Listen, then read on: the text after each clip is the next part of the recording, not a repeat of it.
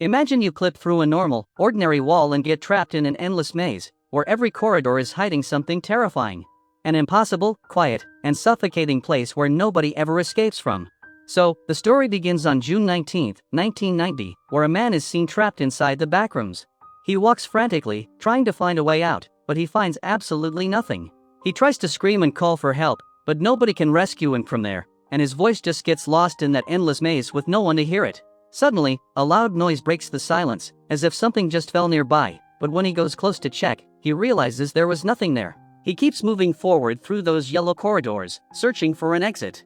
On the way, he finds a strange signboard, several papers scattered on the floor, some feathers on a pillow, and a disturbing stain on the ceiling. Right then, he hears another sound again. This time, a dark shadow suddenly appears right in front of him. Terrified, he runs at full speed, crossing several corridors, and reaches a strange virtual reality room. Desperate, he tries to open another door, but it is completely sealed shut. As he tries to back away, that entity finally grabs him and violently throws him down, causing both him and his camera to crash onto the ground. This is how this disturbing story of the Backrooms begins. After this, the scene changes, and we meet a little girl named Mary. We see her handprint next to her mother's handprint on concrete, which is a memory from her childhood. However, many years have passed, and now Mary is watching that house being torn down right before her eyes. Her handprints remain there as the last leftover of a bygone yesterday that is slowly disappearing. Later, we meet Clark, who comes to Dr. Mary Klein's clinic for a new therapy session. Mary tells him that he is alone, but he replies that this isn't true, he has employees and clients. Despite this, Mary insists that even after all of that, he is completely alone. At this, Clark finally admits that he has done terrible things, he has hurt people, and maybe he actually deserves this loneliness. But Mary explains to him that if he truly wants to find a new path, he will have to face his past. To achieve this, she suggests he repeat an exercise they have done before, a role-play game. Mary asks him to mentally go back to the night when his wife, Barbara, left him and kicked him out of the house. Clark relives that exact moment. He was late, and Barbara was asleep. But as he was walking to the kitchen, he accidentally broke a glass. Hearing the noise, a panicked Barbara comes downstairs to see what happened. Right then, everything spins out of control. Clark was drunk, feeling ashamed of himself, frustrated, and extremely angry, even though he tried to apologize for waking her up. But the conversation quickly escalated. Clark mentioned that he knows Barbara wants children, but she cuts him off, and an argument breaks out instantly. She taunts him, saying he never understood her dreams, while Clark, blinded by rage, reminds her that he pays for every single thing, her university, her expenses, her trips, and her every single wish. Then, he accuses her that if they had children, she would abandon him with all the responsibility while she kept chasing her own dreams. Finally, Clark snaps and screams that he is an architect, he handles everything alone, and Barbara never helped him with a single thing. Reliving that argument in front of Mary, he lets out all his bottled-up anger. Later, we see him recording a commercial to promote his furniture store. But everything goes wrong when he sits on the chair and the chair suddenly breaks, causing him to fall to the floor and scream in frustration. In reality, the truth is that nobody comes to his business, and nobody buys his products either. Because of this, Clark lives in constant stress as he watches everything he had built slowly crumble away. When a technician arrives to check the electricity, Clark starts arguing with him too. In anger, he claims that his electricity bill should be lower because several lights in his showroom are constantly flickering. When they inspect the fuse box, they find 2 additional switches that look quite strange. They try the first one, but nothing happens. Then they turn on the second one, and still, nothing happens. Confused, they cannot understand what these switches do or why they were installed, as if they are not even part of the original system. Next, we see Mary in her apartment, watching a motivational advertisement about changing one's life. The strange thing is, it is her own advertisement as a therapist. When she tries to eat something, she can barely take a bite.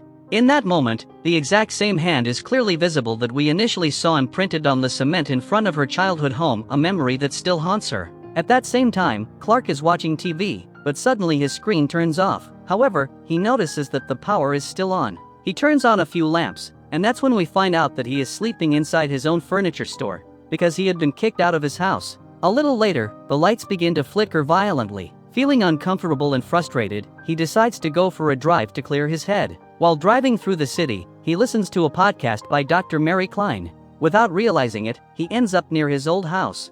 Clark looks at it from the outside, as if he is still tied to the life he has already lost. The next morning, he tries to distract himself inside his store by painting on a piece of paper, while on the other side, Mary relives her childhood memories upon seeing a little girl with her mother. Later, Clark turns on the TV again, but this time, something even stranger happens. Pictures of wires and connections of the fuse box appear on the screen. A few seconds later, the device shuts off again, and a single light turns on in the corner of the store. Furious, Clark rushes toward the fuse box and turns off all the switches one by one, until the entire building is left in pitch darkness. But right then, he sees something impossible. A thin glowing line appears within the walls, like a flashing crack that keeps flickering on and off. Curious, he slowly goes close and reaches out to touch it.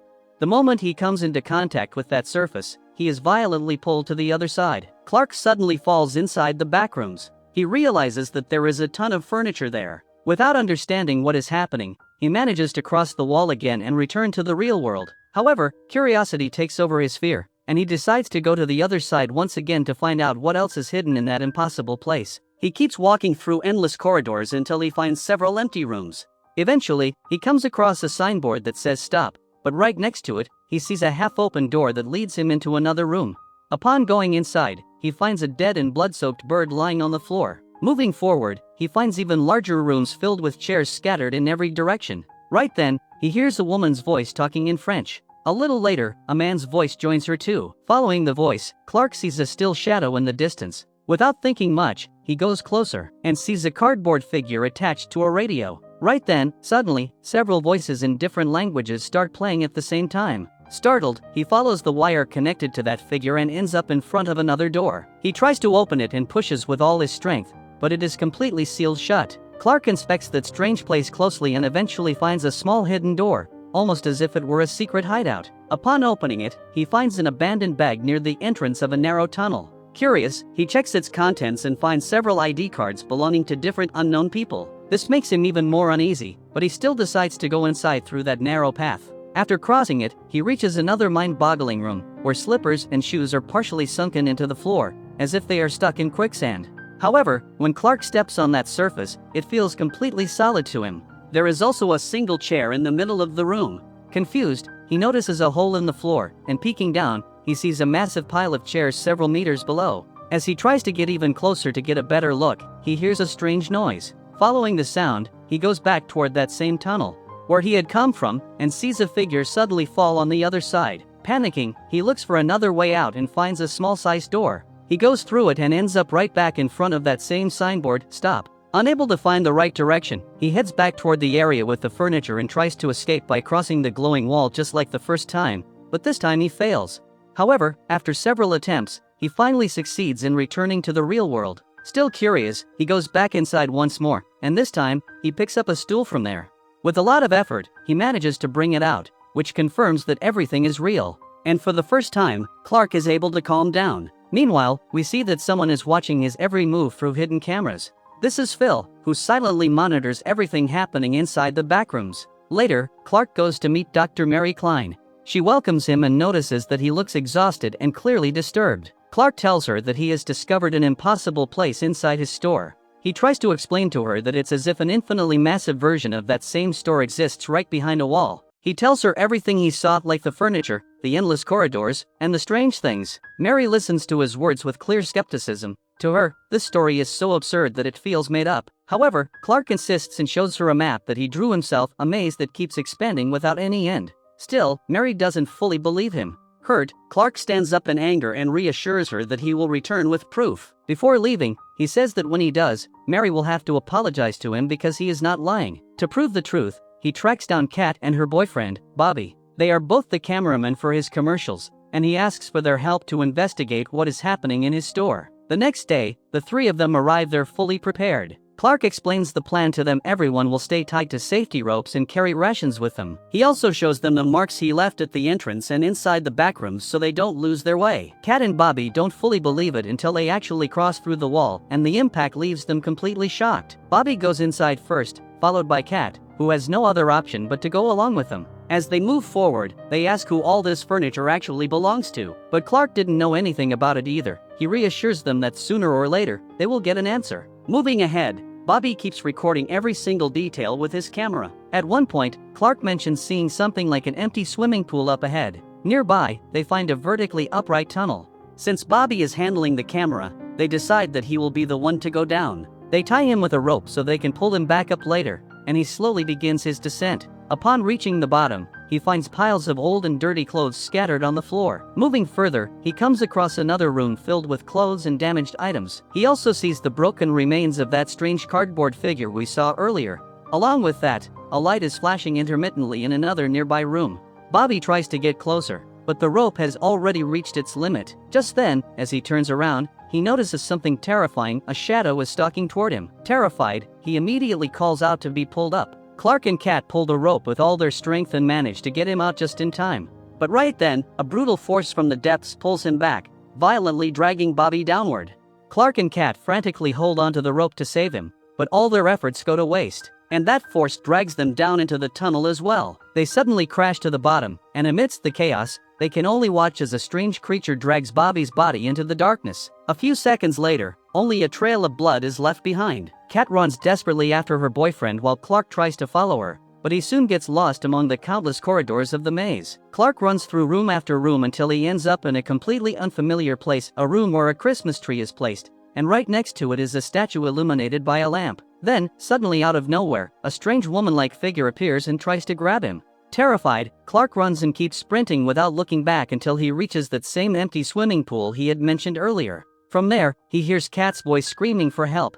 Leaving the camera on the floor, he rushes to reach her but cannot find her. While he is busy searching for her, an unknown hand picks up the camera, and the video suddenly cuts off. In that moment, the story takes us back to the past. We see a little girl walking up to her bedroom window. This is actually Mary as a child. Out of curiosity, she removes the newspapers covering the glass and looks outside. But right then, her mother comes in and scolds her. She tells her that she must never go outside the house, that everything outside is dangerous, and that bad people are everywhere. This is how Mary lived, completely shut away. But suddenly, someone rings the doorbell, and just moments later, an explosion violently shakes the house.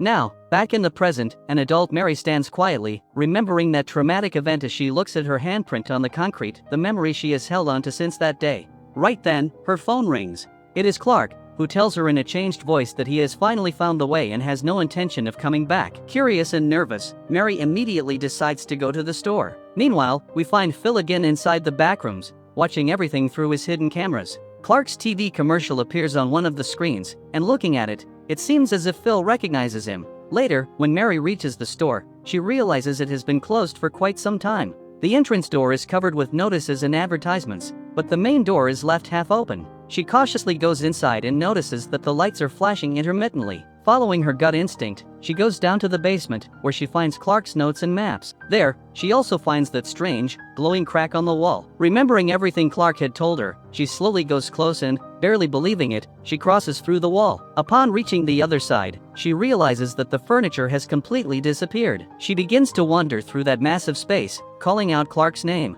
She reaches another room filled with office furniture and then passes through a door that leads her into a room full of chairs, where she starts hearing the voices again. Right then, she notices a message written on the wall. Why think about magic? Make it reality. Next to that message, there is also a drawing inspired by one of her own commercials. Confused, she keeps looking ahead until she hears Clark's voice behind her. He tells her that she is making too much noise. Startled, Mary turns around and finds him standing in front of her with a strangely calm attitude. Curious, she asks him where they actually are. Clark then replies that this place contains all the locations that could possibly exist. Right then, Mary is startled by a sudden noise. Clark tells her to stay calm and reassures her that there is nothing to fear, it is only him here, and she knows him. Then, he comes up behind her and, without any warning, chokes her until she loses consciousness.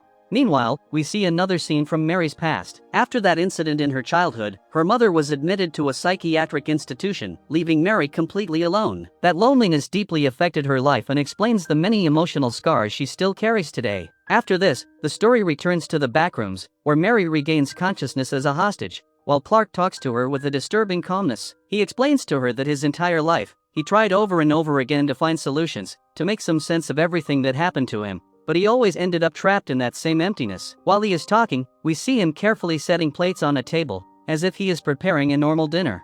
Other figures are also standing completely still in that room, a man wearing a striped shirt, a person sitting in a wheelchair, and that strange woman who had stalked him through the corridors earlier. Clark explains to Mary that this place keeps people and slowly destroys them completely. He says that the backrooms keep changing them until they become something else, basically, empty creatures that exist only as leftover pieces of memories. According to him, this is how these impossible spaces are born, from broken memories, forgotten lives, and people trapped between dimensions. To prove this, he takes a knife and stabs one of those figures, but there is absolutely no reaction. Clark explains to her that they don't feel anything anymore, no pain, no emotions, no ego. They just exist there, completely still, like furniture inside that endless maze. Then, with that same disturbing calmness, he cuts open a hole in the stomach of one of the figures and pulls out a cotton-like substance. He carefully serves it onto the plates and claims that they can even eat it. Next, he shows Mary something even more horrific, the head of her former deputy chief inside the refrigerator. Even though she is terrified, Mary tries to keep her composure and tells him that she wants to help him,